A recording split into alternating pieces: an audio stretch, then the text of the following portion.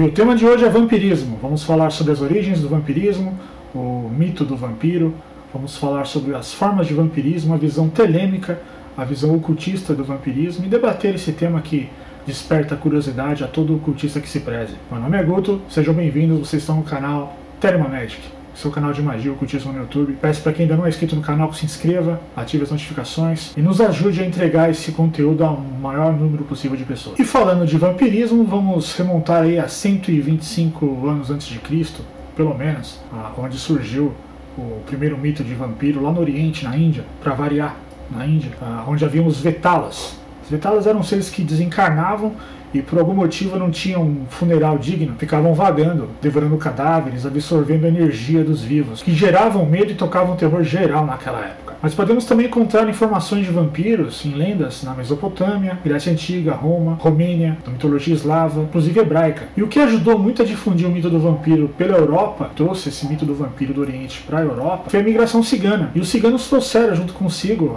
entre suas crenças, a crença de que havia um ser astral que sugava a energia dos seres vivos, das crianças, dos animais, e que eles denominavam Dhampir, raiz inclusive da palavra vampiro. Mas a grande popularidade na Europa realmente ocorreu lá no século XIX, por volta de 1870, 75, com o livro de Bram Stoker. Drácula, por si só, também tomou os cinemas, não só com o filme do Drácula de Bram Stoker, mas o Nosferatu, que a princípio era uma cópia de Bram Stoker. Particularmente eu sou muito fã dos filmes de vampiro, principalmente de Nosferatu e de Drácula de Bram Stoker. Peço desculpas aos fãs de Lestat, aos fãs de Laurie, até do Conde Drácula, enfim, mas a gente não vai se ater muito ao mito do vampiro.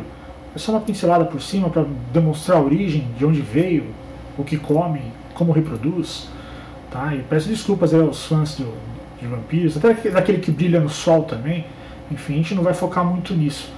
O intuito desse vídeo é desromantizar esse mito, desmistificar e mostrar o quão deprimente, degradante é essa situação. Na realidade, o vampirismo ele é uma maldição de eternidade. E o mito ele demonstra que, uma vez que você tem a vida eterna e os outros à sua volta não, você passa a ver tudo como efêmero, tudo como transitório. Você não consegue desenvolver sentimentos por ninguém. Afinal, essa pessoa vai morrer, você vai se apegar à toa. É como se você adotasse um animal que não tem muito tempo de vida. Você não consegue se afeiçoar a ele até para você não sofrer. Dessa forma, o vampiro não sente nada. Ele simplesmente sente sede.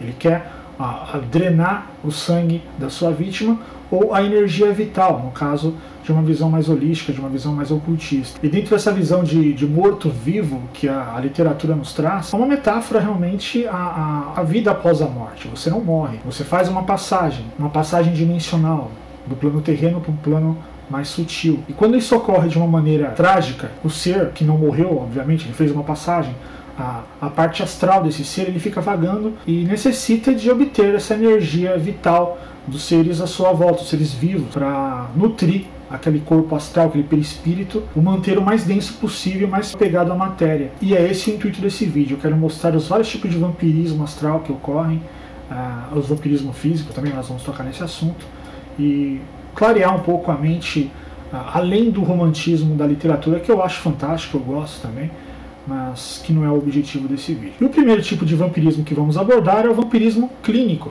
Sim, ele é uma doença catalogada pelos médicos, que é uma parafilia. Uma parafilia baseada na hematofilia. O indivíduo ele quer beber o sangue de outra pessoa, um indivíduo encarnado, tá? Deixo bem claro. Ele quer beber o sangue de uma outra pessoa num ritual específico ou mesmo numa relação sexual. Obviamente um caso clínico que é tratado aí pelos médicos, psiquiatras e tudo mais. Esse tipo de vampirismo é realizado de um ser encarnado para outro ser encarnado, de uma maneira física, literal. Vou beber o sangue da minha vítima em ato ritual ou sexual. O segundo tipo de vampirismo é o vampirismo espiritual. Ele é realizado de ser desencarnado para um ser encarnado. Como eu disse no mito do vampiro, o ser, ele desencarna, não tem noção desse desencarne, ou se mesmo ele tem noção do desencarne, ele está apegado à matéria e necessita nutrir o seu corpo astral, o seu perispírito, com a energia vital de seres vivos. Uma maneira de se manter o máximo possível atrelado à matéria. E como que ocorre esse tipo de vampirismo? Ele pode ocorrer através dos vícios. O ser desencarna, ele tinha vícios enquanto encarnado, porém após o falecimento ele não tem mais acesso à bebida, a cigarro, por exemplo, a entorpecentes. O que ele faz? Ele vai se aproximar de indivíduos afins que tenham esses mesmos vícios para absorver esse prana, essa energia gerada no consumo desses entorpecentes, estimulantes. E através da energia ele tem acesso, ele se nutre desse vício. E através da energia da vítima vampirizada, ele obtém os frutos desse vício. Inclusive o sexo também é uma maneira de se vampirizar, do desencarnado para o encarnado. Na Idade Média muito se falava dos íncubos e súcubos. Íncubos é o que ia no sonho da mulher provocar sonhos eróticos para obter ali a energia vital sexual da mulher.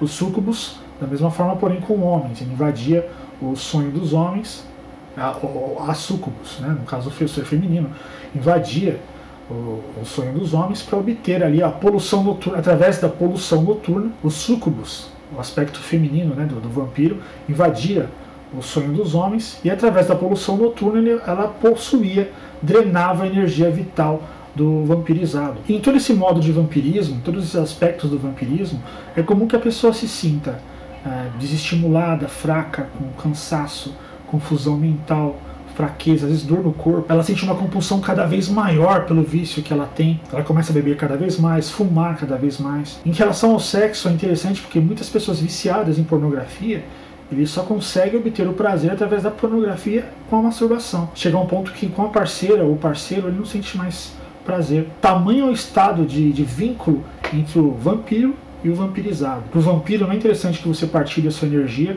com outro ser, ele quer tudo para ele. Ou seja, para ele é interessante que você se isole o máximo possível, que você fique solitário, para que ele consiga o máximo possível dessa energia vital através da emissão sexual. Cada vez mais esse ser vampirizado ele vai consumir mais pornografia e vai gerar mais energia para esse vampiro. Outra forma de vampirismo bem comum é o vampirismo energético. Esse já também realizado entre seres encarnados para encarnados. E muitas vezes ele é realizado de uma maneira inconsciente. E vamos ver cada tipo de vampirismo aqui, porque todos nós, em algum momento de nossas vidas, já fomos vampirizados por esse tipo de vampiro, ou talvez pior, nós mesmos temos sido esse tipo de vampiro. Vamos analisar cada um desses vampiros a partir de agora. Dentro do vampirismo energético temos o vampiro derrotista, o pessimista. Ele se alimenta de sentimentos negativos. É o tipo da pessoa que quando você de repente partilha de algum projeto seu, ele fala que não vai dar certo, comigo não deu certo, por que vai dar certo com você? Acredita em mim, eu tenho experiência nisso, não vai por aí não. Ele te desestimula. É o tipo de vampirismo que ele drena todo o seu potencial criativo. Ele drena toda a sua atitude. Ele treina todo o seu potencial de ação. Não perca seu tempo, não faça isso, não compensa. E se você, porventura, partilhar essa opinião dele, nota que ele vai ficar exaltado, ele vai ficar feliz, realmente não compensa. Né? Se duas pessoas negativas se encontram e essa conversa ela caminha para um sentimento negativo, ele se farta daquilo com uma doçura. Ele fica muito satisfeito. Corram desse tipo de vampiro. Esse tipo de vampirismo destrói vidas, destrói planos, destrói a sua verdadeira vontade. E sim, a energia vital ela pode ser absorvida através do sentimento negativo, do derrotismo, da preguiça, da inação. O vampiro invejoso, o segundo tipo, ele se alimenta do rancor e do ódio. Ele também é derrotista, ele tem um traço de derrotismo, mas com um viés mais agressivo. Ele tem ódio, ele tem rancor, ele persegue, ele tenta destruir a pessoa, ele só desestimula. Ele desestimula e conspira contra. E pelo magnetismo, a ciência do magnetismo, eu posso falar sobre isso melhor em outro vídeo. Deixem nos comentários se vocês querem que eu fale sobre o magnetismo. Esse vampiro invejoso, pelo magnetismo do olhar, ele consegue prejudicar uma pessoa. É o famoso seca-pimenteira. Na tradição italiana da minha família, nós chamávamos de malocchio, ou mal-olhado. E ele atinge o vampirizado dessa forma, destruindo todo o potencial criativo também, mas através do ódio e do rancor. O vampiro invejoso, ele se alimenta do ódio, ele gosta de sentir ódio, ele gosta de sentir rancor. Ele sente que o outro está acima dele por pura sorte. Inclusive, se ele termina de vampirizar e destruir uma pessoa, ele vai chamar outra pessoa acima para tentar destruir também. É um ciclo vicioso desse vampiro, ele não para. Ele destrói uma pessoa aqui, depois ele vai destruir uma pessoa mais acima e vai escalando, uma sede que não acaba. O vampiro vitimista, ele se alimenta do afeto, ele se alimenta da atenção. E a atenção que você dá para uma pessoa dessa também consome a sua energia vital. A energia vital ela pode ser consumida através da atenção. O vitimista, ele sempre tem uma história triste para contar. E é engraçado que numa conversa com um vampiro vitimista, ele não deixa você falar. Ele te interrompe.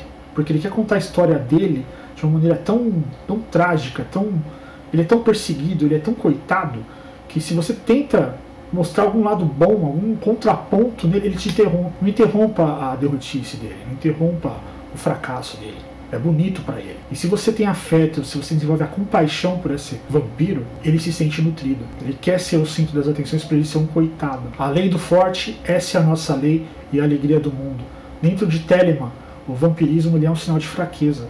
Não é bonito, não é romântico, é fraqueza. Vampiros vitimistas tiram toda a sua energia. Você se sente desgastado, dor de cabeça, cansaço, dor no corpo. Você sente fisicamente os efeitos dessa drenagem de energia. Tem o vampiro controlador.